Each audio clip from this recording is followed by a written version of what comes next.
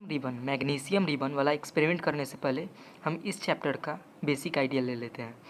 तो chemical reaction chapter में हमको फर्स्ट पढ़ना है उसके टाइप्स और सेकेंड पार्ट में पढ़ना है केमिकल इक्वेशंस के बारे में। केमिकल इक्वेशंस को कैसे लिखा जाता है, उसकी लिमिटेशंस क्या है और उसको कैसे बैलेंस करना है। फिर टाइप्स में पढ़ना है combination, decomposition, displacement, double displacement, redox जो कि सबसे इम्पॉर्टेंट है। और उसके बाद रिडॉक्स के इफ़ेक्ट्स जिसमें रेंसिडिटी और कोरोजन शामिल है। अब एक्सपेरिमेंट में हीट देना पड़ा या उस एक्सपेरिमेंट से हीट निकला, इस हिसाब से केमिकल रिएक्शंस के टाइप्स दो तरह के हो गए, एक्सोथर्मिक और एंडोथर्मिक। तो चलो मैग्नीशियम रिबन वाला एक्सपेरिमेंट करते हैं।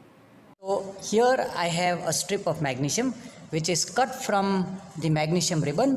So this is the magnesium ribbon and this is Bunsen's burner and a watch glass in which I am going to collect the magnesium oxide which is white in color. These are the pair of tongs. So when magnesium reacts with oxygen, it requires heat energy, and after initiating this reaction you will see that the magnesium burns in presence of oxygen to form magnesium oxide, and magnesium burns in oxygen with a brilliant white flame that is called a dazzling white flame. Very difficult to see that. So let's try the experiment, and here I am going to hold this magnesium ribbon. Actually we don't require a very big piece of magnesium. It's very handy, you can even break it with your own hands. So I choose to put all other things aside.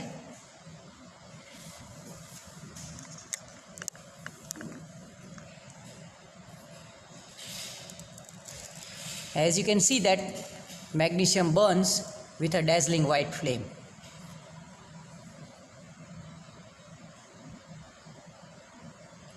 Now as the reaction is completed, you can see that this white color thing is being produced. This white color is nothing but magnesium oxide. Even let's try to break it. This is white color powder.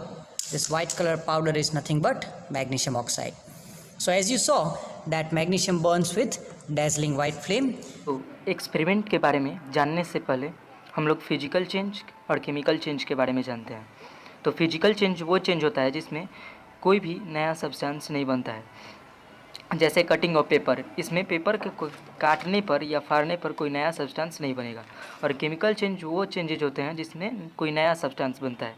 जैसा कि हमने experiment में देखा कि magnesium ribbon से magnesium oxide बन जाता है, यानी मैग्नीशियम रिबन जो था वो पाउडर में कन्वर्ट हो जाता है मैग्नीशियम ऑक्साइड, जो कि वाइट पाउडर एक तरह का होता है। और केमिकल चेंज के और भी एग्जांपल्स है जैसे cooking of food, rusting of iron, ripening of fruit.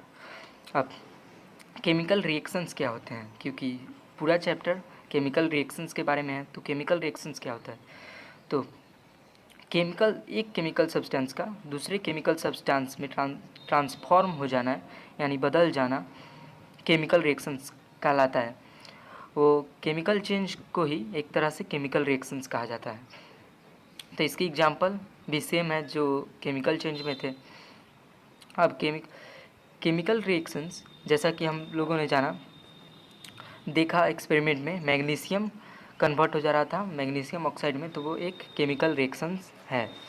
अब उस केमिकल रिएक्शंस को कैसे लिखा जाता है, उस लिखने के रिप्रेजेंटेशन को यानी तरीके को हम लोग केमिकल इक्वेशन कहते हैं।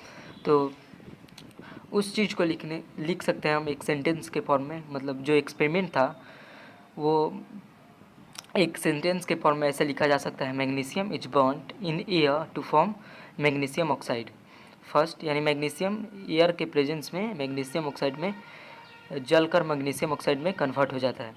ऐसे एक्सप्लेन कर सकते थे हम लोग, लेकिन इससे और छोटा एक्सप्लेनेशन हो सकता था, मैग्नीशियम प्लस ऑक्सीजन, मैग्नीशियम कहाँ, रिबन से, और फिर ऑक्सीजन एयर से, magnesium plus oxygen gives us, ये एरो कैसे इनको गिव्स अस पढ़ते हैं, गिव्स अस मैग्नीशियम ऑक्साइड, जो कि लास्ट में हमारा प्रोडक्ट बना था वाइट कलर का पाउडर, वो मैग्नीशियम ऑक्साइड था। अब इससे भी छोटा हम लोग कर सकते हैं, अगर हम लोग मैग्नीशियम का केमिकल मैग्नीशियम का सिंबल याद करें 9th क्लास में से, तो मैग्नीशियम का सिंबल आ जाएगा Mg आ गया। Mg प्लस फिर ऑक्सीजन का symbol O2, Mg plus O2 gives us MgO, यानी मैग्नीशियम ऑक्साइड का केमिकल फार्मूला MgO। तो यहाँ पे ये जो फार्मूला केमिकल इक्वेशन बना, ये जो रिप्रेजेंटेशन बना उस एक्सपेरिमेंट का, यानी उस एक्सपेरिमेंट को ऐसे जो दिखाएं हम लोग, उसको बोलते हैं केमिकल इक्वेशन। तो अब चलो केमिकल इक्वेशन का डिफिनीसन देख लेते हैं।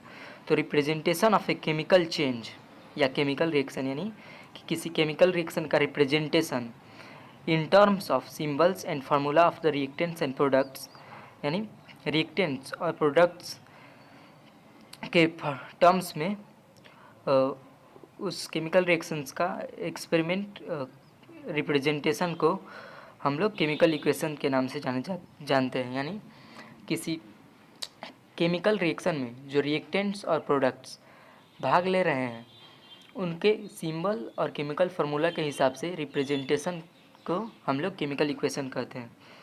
अब रिएक्टेंट्स और प्रोडक्ट्स क्या होते हैं? तो रिएक्टेंट्स वो होते हैं जो चीज़ केमिकल रिएक्शन में भाग लेते हैं। जैसे यहाँ पे मैग्नीशियम रिबन और ऑक्सीजन भाग लिए थे, इसको रिएक्टेंट्स कहते हैं। और प्रोडक्ट वो होता है, प्रोडक्ट जो रिजल्ट के रूप में आता है एक्सपेरिमेंट के, यानी केमिकल रिएक्शंस के रिजल्ट के रूप में। यहाँ पे मैग्नीशियम और ऑक्सीजन भाग लिए थे रिएक्शन में और रिजल्ट के रूप में मैग्नीशियम ऑक्साइड दिए थे, जो कि प्रोडक्ट है। अब फॉर एग्जांपल में वही था। अब केमिकल इक्वेशंस दो तरह के होते हैं, स्केलेटल केमिकल इक्वेशन और balanced chemical equation. Skeletal chemical equation मतलब जैसे दोनों तरफ एटम का नंबर सेम ना हो। जैसे यहाँ पे Mg का एटम 1 है, ऑक्सीजन 2 एटम है, और फिर इस एरो के राइट साइड में, यानी एरो के लेफ्ट साइड में रिएक्टेंट्स लिखा जाता है और एरो के राइट साइड में प्रोडक्ट।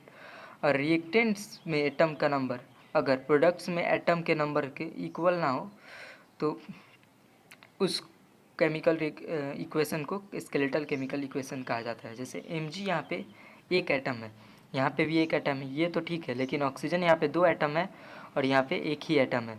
इस कारण ये इक्वेशन अनबैलेंस्ड है, इसको स्केलेटल केमिकल इक्वेशन भी कहते हैं। अब बैलेंस्ड केमिकल इक्वेशन क्या होता है? बैलेंस्ड केमिकल इक्वेशन यानी जैसे यहाँ पे 2Mg यानी मैग्नीशियम के 2 एटम हैं और ऑक्सीजन के 2 हैं, यहाँ पे भी मैग्नीशियम और ऑक्सीजन के दो एटम हो गए। यहाँ पे 2Mg यानी 2 मैग्नीशियम का एटम और इधर भी मैग्नीशियम के 2 एटम, फिर ऑक्सीजन के 2 एटम इधर और फिर ऑक्सीजन के भी 2 एटम इधर, यानी एरो के राइट साइड और लेफ्ट साइड में दोनों तरफ एटम का नंबर सेम रहना चाहिए।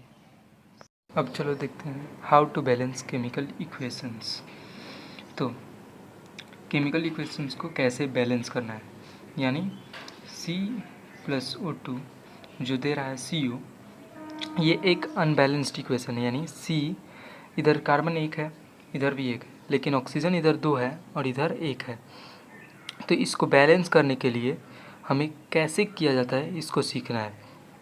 तो याद रहे, अगर किसी भी इक्वेशन को बैलेंस करना है तो उसका सिर्फ कोफिशिएंट, यानी इधर जो लिखा रहेगा, यानी C कार्बन के बगल में या फिर ऑक्सीजन के बगल में, यानी एलिमेंट का जो नेम है, कोई भी एलिमेंट हो सकता है, मैग्नीशियम या फिर कोई भी, उसके बगल में जो कोफिशिएंट जो नंबर लिखा रहता है उसको ही चेंज कर सकते हैं, हम बदल सकते हैं।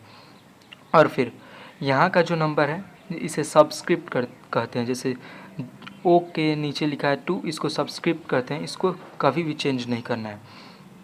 तो जैसे यहाँ पे कोई कोफिशिएंट नहीं है तो यहाँ पे हम लोग मान लेंगे 1, सपोज कर लेंगे कि इसके लेफ्ट साइड में 1 लिखा हुआ है, कोफिशिएंट इसका 1 है। तो कार्बन का कोफिशिएंट इधर 1 है, इधर भी 1 है, यानी कार्बन तो बैलेंस है। फिर ऑक्सीजन इधर 2 है और इधर 1 है, तो इसको बैलेंस करने के लिए यहाँ पे हम कार्बन 2 लिख दे रहे हैं और फिर इधर भी 2 लगा दे रहे हैं। तो कार्बन इधर 2, इधर 2, फिर ऑक्सीजन भी इधर 2 इंटू ऑक्सीजन, दोनों साइड 2 2, यानी भी ये इक्वेशन बैलेंस हो गया।